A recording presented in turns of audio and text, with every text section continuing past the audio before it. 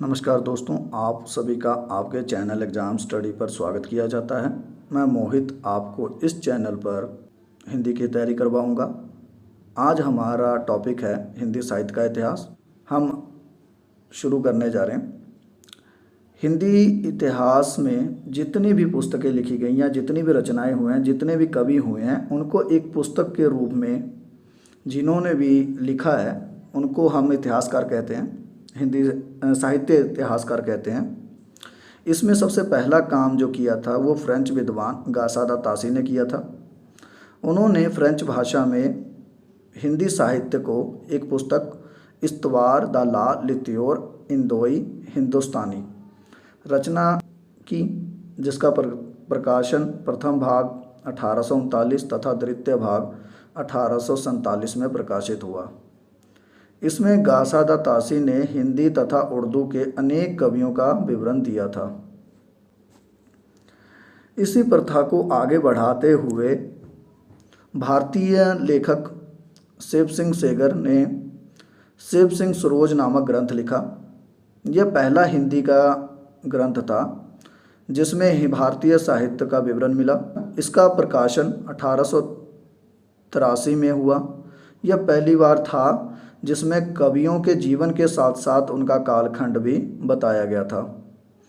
इनके कालखंड बताने तथा सही होने में संदेह था, जिसके कारण इनकी रचना को अविश्वसनीय माना जाता है।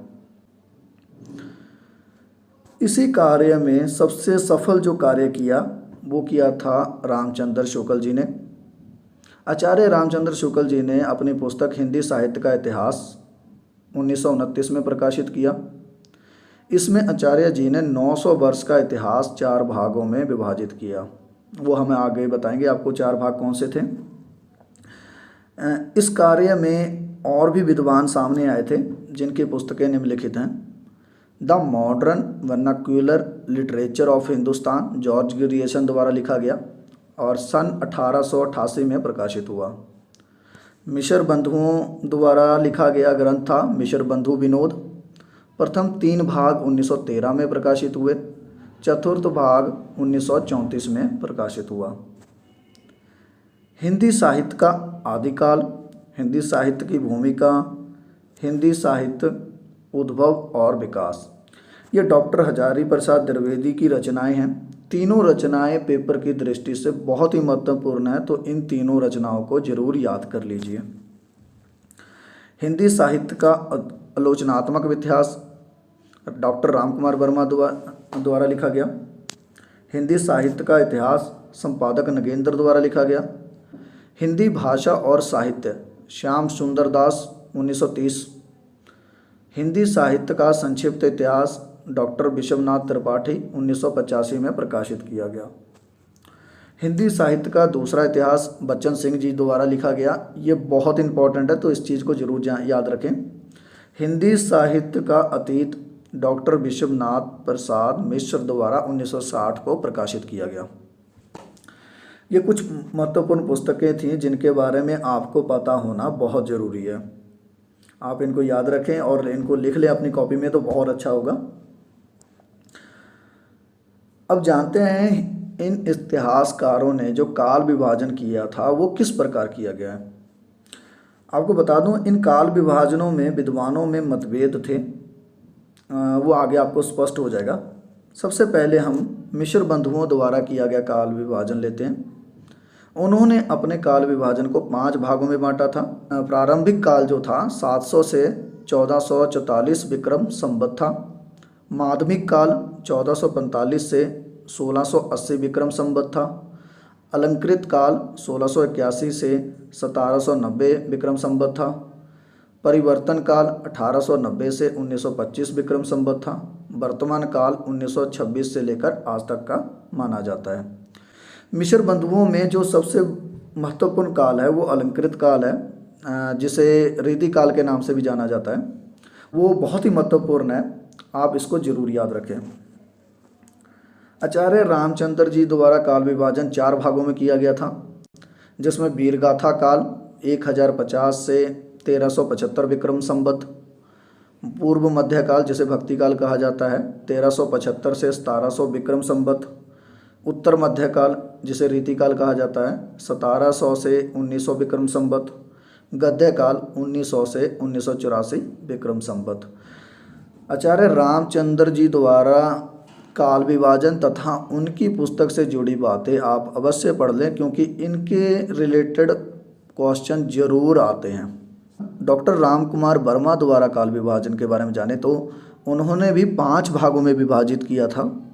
सबसे पहला संधिकाल 750 से 1000 विक्रम संवत, चारणकाल 1000 से 1375 विक्रम संवत, भक्तिकाल 1375 से 1700 विक्रम संवत, रीतिकाल 1700 से 1900 विक्रम संवत, आधुनिक काल 1900 से अब तक। डॉक्टर गणपति चंद्र गुप्त द्वारा काल विभाजन के बारे में जानेंगे। उन्होंने 3 भागों में विभाजित किया था। प्रारंभिक काल 1184 से लेकर 1350 ईस्वी तक, मध्यकाल 1350 से 1857 ईस्वी तक, आधुनिक काल 1857 से 1965 ईस्वी तक। एक बात याद रखिएगा कि बाकी विद्वानों ने विक्रम संवत में अपना काल विभाजन दिया था, परंतु डॉक्टर गणपति चंद्र जी ने इसे ईस्वी में विभाजित किया है। आचार्य हजारी प्रसाद द्विवेदी जी द्वारा काल विभाजन, इन्होंने 4 भागों में विभाजित किया था। ये बिल्कुल रामचंद्र जी शुक्ल जो थे उनकी पुस्तक से आधार पर था। इन्होंने सिर्फ एक नाम अलग रखा था। इन्होंने वीरकाल की जगह आदिकाल का प्रयोग किया था और इन्होंने इसका काल 10वीं शताब्दी से 14वीं शताब्दी तक माना है। भक्तिकाल 14वीं शताब्दी से 16वीं शताब्दी के मध्य तक माना है। रीतिकाल 16वीं शताब्दी के मध्य से लेकर 19वीं शताब्दी के मध्य तक माना है। आधुनिक काल 19 शताब्दी से आज तक माना है। ये हमारे काल विभाजन थे जो प्रमुख विद्वानों ने अपनी पुस्तक में किया था। इनमें से आचार्य हजारी प्रसाद द्विवेदी, आचार्य रामचंद्र शुक्ल जी और राम कुमार वर्मा जी द्वारा जो किया गया काल विभाजन वो पेपर की दृष्टि से बहुत ही महत्वपूर्ण है, तो उनको थोड़ा ध्यान से पढ़िएगा। अब इन्होंने काल विभाजन किया है, उनके नामकरण भी किए हैं, परंतु जो इन्होंने नामकरण किया है उसमें आपने देखा होगा कि विद्वानों में मतभेद पाए जाते हैं। इतिहासकार 4 नामों को मुख्य मानते हैं, आदिकाल, भक्तिकाल, रीतिकाल और आधुनिक काल। परंतु अलग अलग विद्वानों ने आदिकाल को कौन से नाम दिए हैं, भक्तिकाल को कौन से नाम दिए हैं, रीतिकाल को कौन से नाम दिए हैं, ये आपको पता होना आवश्यक है। पेपर में बहुत बार पूछा जाता है कि श्रृंगार काल किस कवि ने कहा था, तो आपको उस चीज़ का पता होना चाहिए। तो हम काल के हिसाब से नामकरण देख लेते हैं। आदिकाल के विभिन्न नाम हैं। डॉक्टर ग्रियर्सन द्वारा चारणकाल कहा गया, मिश्र बंधुओं द्वारा आरंभिक काल कहा गया, आचार्य रामचंद्र शुक्ल जी द्वारा वीरगाथा काल कहा गया, राहुल शंकरत्यान द्वारा सिद्ध सामंत युग कहा गया, महावीर प्रसाद द्विवेदी द्वारा बीजप्पन काल कहा गया। बीजप्पन काल के बारे में आपको किसी भी मास्टर कैडर की बुक में बहुत ही मुश्किल से मिलेगा, तो आप इसको थोड़ा ध्यान से पढ़िएगा। विश्वनाथ प्रसाद मिश्र द्वारा वीरकाल कहा गया, हजारी प्रसाद द्विवेदी द्वारा आदिकाल कहा गया, राम कुमार वर्मा ने चारणकाल या संधिकाल इनको कहा था। उसके बाद जो पूर्व मध्यकाल जिसे भक्तिकाल कहते हैं, इसके बारे में किसी भी विद्वान में मतभेद नहीं थे, उन सभी ने इनको भक्तिकाल ही माना है। उत्तर मध्यकाल में 4 नाम सामने आए हैं, रीतिकाल, अलंकृत काल, कलाकाल, श्रृंगार काल, जिसमें रीतिकाल हजारी प्रसाद द्विवेदी जी ने कहा, अलंकृत काल मिश्र बंधुओं ने कहा, श्रृंगार काल जो है विश्वनाथ प्रसाद मिश्र ने कहा था।